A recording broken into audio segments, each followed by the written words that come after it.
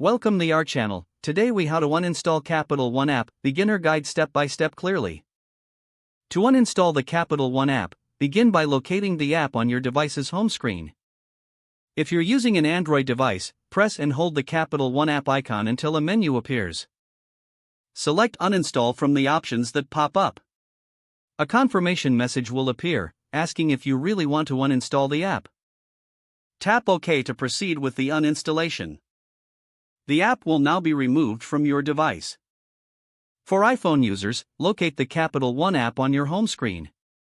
Press and hold the app icon until all the icons begin to wiggle.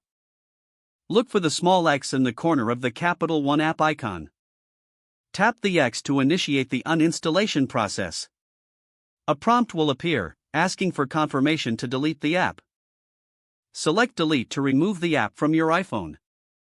Once completed, the app will no longer be on your device. If you ever need to reinstall the app, you can do so from the App Store or Google Play Store. Remember to back up any important information before uninstalling. That concludes the steps to uninstall the Capital One app. If the page does not load, refresh the browser or try again in a private or incognito window. Make sure you are using the correct email address, then retype it carefully to avoid small typos. If your password is not accepted, use the reset option and create a new strong password you can remember. Check your spam folder for verification or security emails, then complete any requested confirmation steps.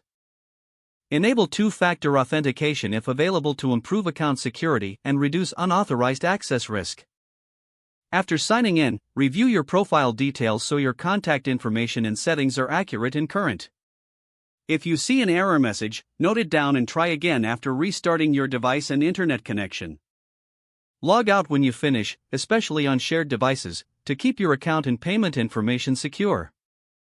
If the page does not load, refresh the browser or try again in a private or incognito window. Make sure you are using the correct email address, then retype it carefully to avoid small typos.